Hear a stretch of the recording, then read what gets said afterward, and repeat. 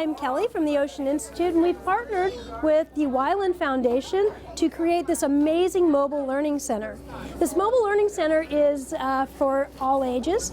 It can encompass all regions too. So if you live in the mountains, you live by the ocean, you live at the river, you live in the desert, all of the things that we see here are applicable. This video is going to tell us a little bit about each of the exhibits, some of the ways to present them, and some of the ways that you would be able to best guide people and get the best learning experience possible. So if you're a volunteer or a docent, if you have absolutely no knowledge of the watershed, we're going to learn about it.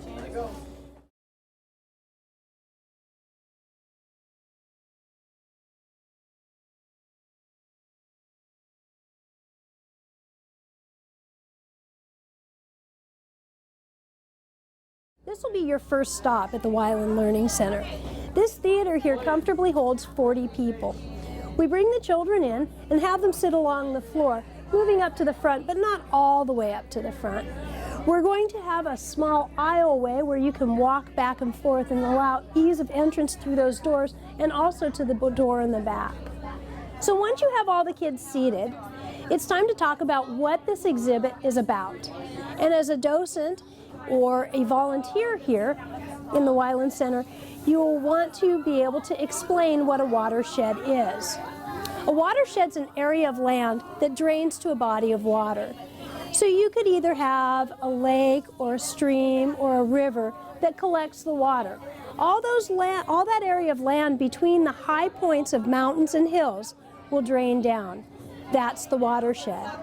A lot of people don't understand that concept, or the concept that trash and other things that are released into the watershed will end up in rivers and streams and lakes. After we've described what the watershed is, we're going to talk about our film. And our film is a really fun film. It's made with a lot of popular celebrities or celebrity-like athletes that your kids will probably recognize.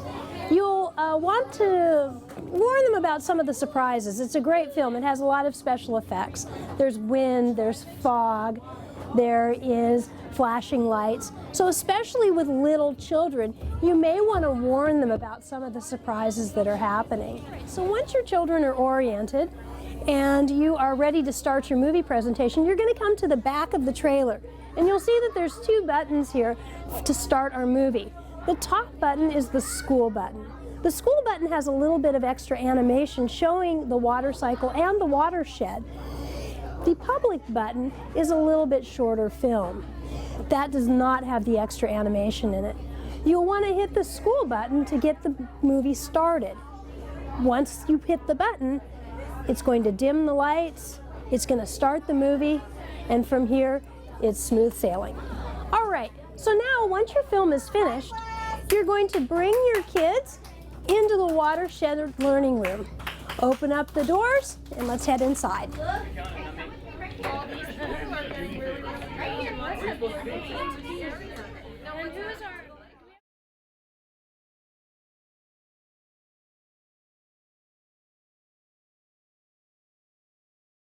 So here we are at our first station. This is the river investigation. And as a docent, if you're not sure what you're doing when you get here or you're not real familiar, the sign will give you a huge overview about what's happening. So in this table we have various drains that could represent any city anywhere. There's an agricultural area, a park area, there's an area for urban drinking water and use for cities and households. The object of this particular investigation is to be able to divert the water to various areas of need, agriculture, city, parks.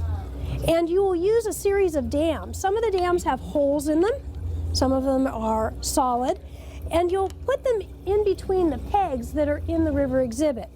You'll want to get water equally to all the different drains and still allow water to get to the ocean. So in order to bring your students into this investigation, make it applicable to them. Maybe it's a river close to your home. You'll say, what is the river close to our home? What could this river be? How do people use water? Do people waste water? Is water something that there's an endless amount of? Or do we have to be careful with the water that we have? All these different questions that you can think of can stimulate these kids to ask more questions. And even if you're not able to answer them, you can always tell them, that's a great question. We should look that up. Stimulate the children's desire to learn beyond what they have and see here.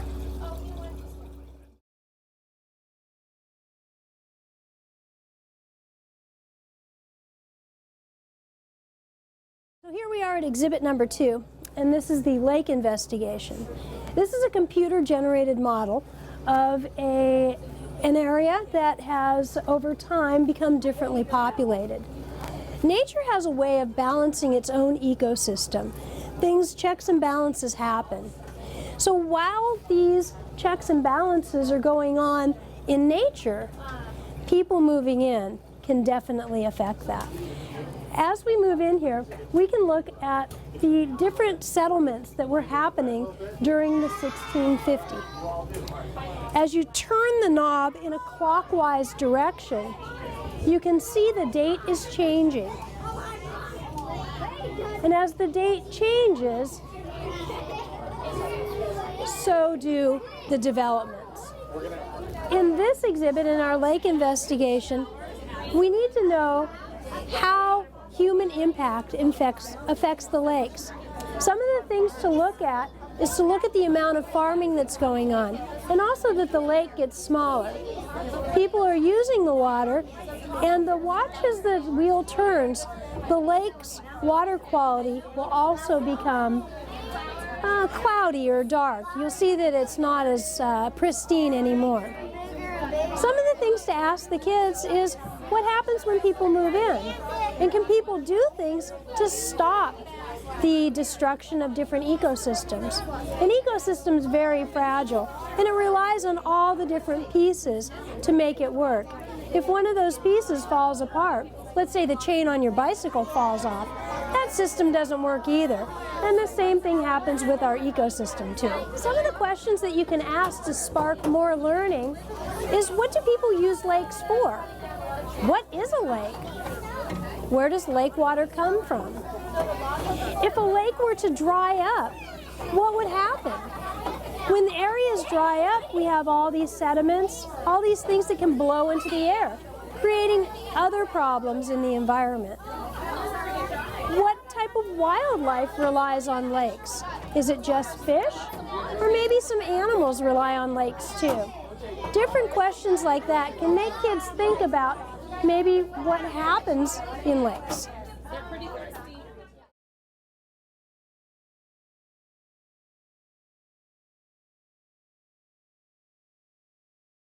Here we are at station number 3. This is the estuary investigation. An estuary is a very, very important part of our ecosystem.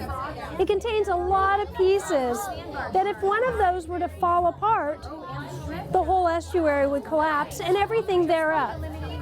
This is our wheel of misfortune, or hopefully wheel of fortune. As people move into different areas, there is a definite cause and effect with our delicate balance in our estuaries. If we understand what happens in the food chain, we've taken the whole idea of this Wetlands Foundation Traveling Learning Center and been able to implant it into the minds of all these kids. So with our wheel of misfortune, the children will spin the wheel. There's a cause and effect that happens. As things are ruined or changed by human impact, they will then turn on or off the light depending on what the wheel tells them. Here we go. Give it a little turn. New wastewater treatment plants have improved the water quality. You're able to turn on the blue crabs now. They'll turn on the blue crabs in our estuary food web, all the changes that are made when one species comes back to life. When we turn off the white perch, we see the osprey is taken out, and the Atlantic croaker also is demised. A few questions to ask your students while they're engaging in this activity is, what is a food chain? What is a food web? What happens when people make a mess around their estuary? What happens when spills and things get dumped in? And if we were just to kill little tiny animals, would that really hurt anything at all?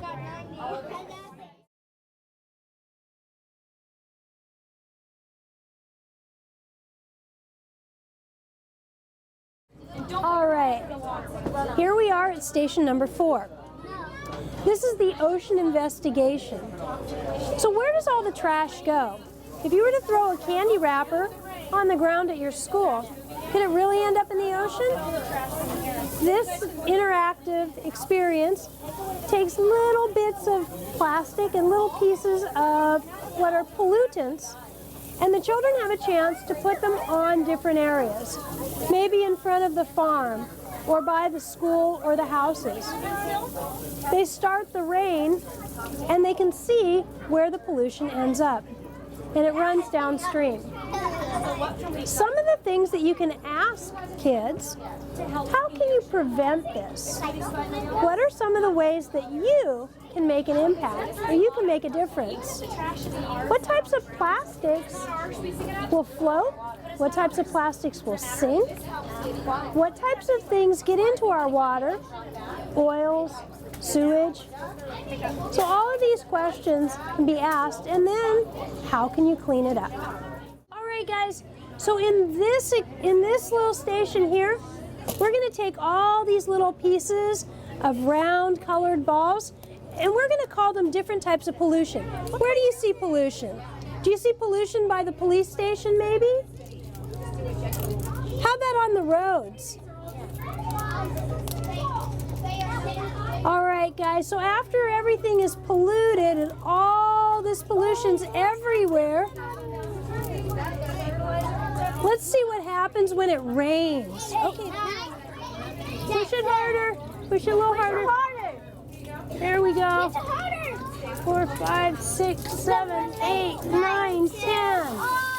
Where does the pollution go? Where's it going? In the ocean. It's going in the ocean. Is that good or bad? Good. Well, the city's getting clean, though.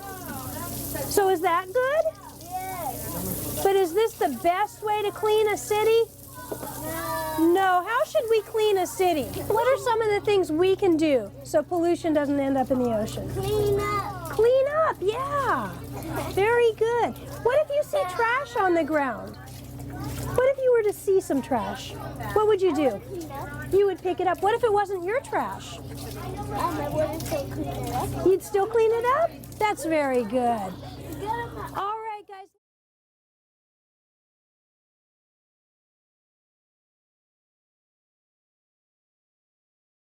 All right, here we are at station number 5, and this is our Wetlands Investigation.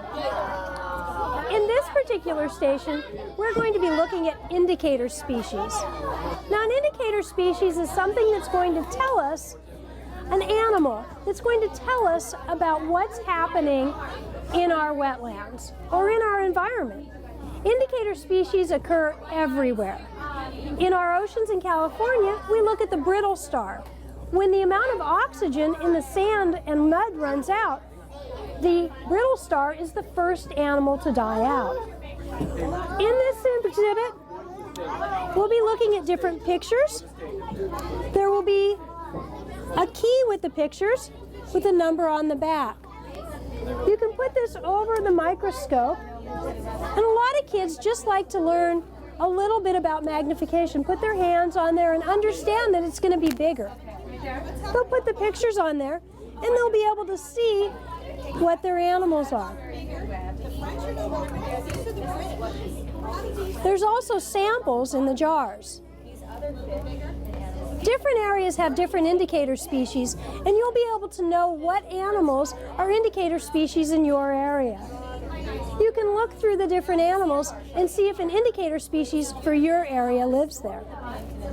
Some of the things to ask the children while they're looking at our wetlands mission is, How can an indicator species tell us about another animal? Of course, I've covered that before, but while they're talking about that, they need to understand the concepts. What are the indicator species in your area? And maybe you don't know that, but you can go home and look that up. How about these little tiny bugs that are in here? Do you think these little tiny bugs really make that big of a difference? And what's their job? Do they clean things? Do they eat things that are dead? There's all sorts of things that you can bring, from the smallest animal feeding the biggest one, just like the whales eat different types of shrimp.